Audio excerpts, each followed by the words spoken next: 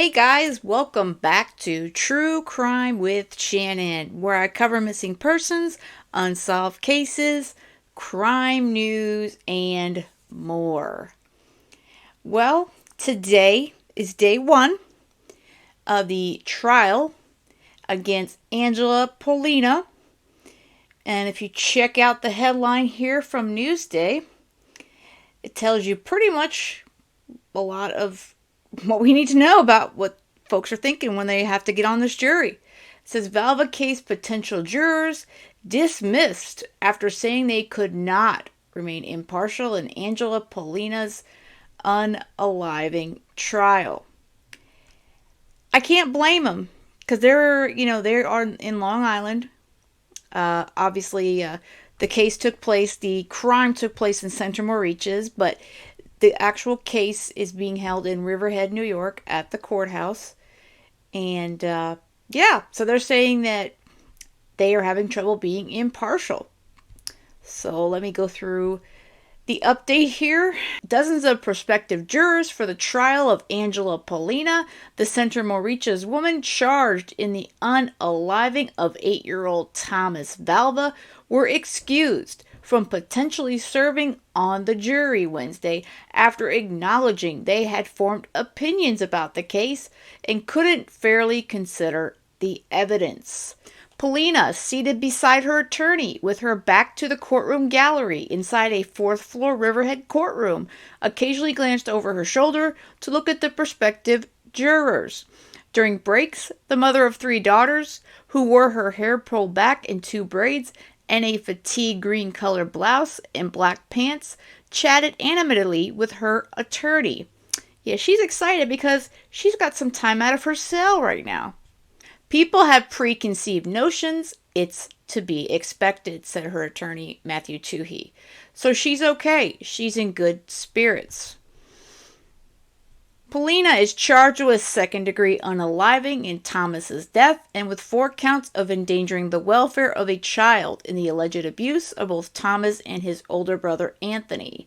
Pollina, who has pleaded not guilty to the charges, has been held without bail since her arrest about a week after Thomas's January 17, 2020 death. Pollina's ex-fiancé, Michael Valva, Thomas's father and a former NYPD officer, was convicted at trial last year of unaliving Thomas. He was sentenced to the maximum of up to 25 years to life in prison and is currently being held at the Clinton Correctional Facility in upstate Dannemora, just south of the Canadian border. And yeah, I talked about that in a video. He's in a really great facility. I say that sarcastically speaking. Supreme Court Justice Timothy Mazzei on Wednesday morning questioned more than 240 prospective jurors on the first day of jury selection for Pollina's trial and was left with just 49 potential jurors after completing the morning session. Wow, that's quite a loss of potential jurors. In addition to those who said they couldn't be fair and impartial, others had a myriad of reasons why they said they couldn't serve, including financial hardships and medical issues. Mazzei said he didn't expect the trial to go past March 24th. Those remaining were instructed to return to the courthouse on Thursday to continue the jury selection process, which will include voir dire, which the prosecutors and defense attorney will ask questions of the individual jurors. Mazzei struck an indigent tone with 2 attorneys who tried to get out of jury duty. One man, a personal injury attorney, said he was supposed to be picking a jury in a civil case in the courthouse across the river, which appeared to anger the judge, who questioned how the attorney would respond if prospective jurors in his case had similar excuses on why they couldn't serve. Have a seat, Mazzei barked at the attorney, who remained part of the jury pool. Now that is good. Mazzei appeared incredulous when one woman, who described herself as a single mother who works 6 days a week, said she had plane tickets for a vacation in New Jersey that would conflict with the trial schedule.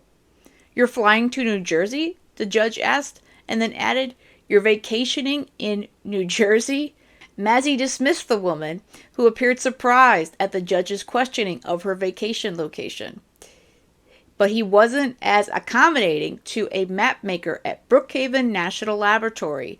Does the laboratory shut down if you're not there? Mazzy asked. When the woman replied that it doesn't, Mazzy told her she'd have to remain part of the jury pool. I'm sure I'm going to be the most hated person on the grounds of the laboratory, but have a seat, he said. Before the selection process kicked off, the judge also granted the prosecution's motion to prohibit Pollina's defense attorney from telling the jury that Valva was convicted of Thomas's unaliving. You will not mention or argue in any way that her prior co-defendant was convicted, Mazzy instructed. Toohey agreed. Wow. I wish I was in that courtroom for all this. This sounded like it was a great day in court. But can you imagine? They went from 240 folks, prospective jurors, just down to 49. And that's not a picture of her from today, so obviously. But I'm sure she's wearing the face diaper today because, gosh, if she had to show her face in full, that would be horrible. But I'm really curious how tomorrow goes in this case. Hopefully they'll get a good jury. That I can imagine though being on Long Island, it's a well talked about case. It's not like that across the country, but they are quite aware of it on Long Island. That's for sure. So, all right, that's the update from the trial today. And I should have another update hopefully once they pick a jury tomorrow, which is Thursday. And then I guess the trial will, I believe, start on Friday, I'm assuming. So I will find out more about that. And again, if anyone happens to be sitting in for this case that would like to speak with me or provide any comments, please drop me an email. My email is in the information of every single video. I would love to talk to you. And with that said and done, that's all I've got for today. I hope you guys have a great rest of the day. And most of all, stay safe.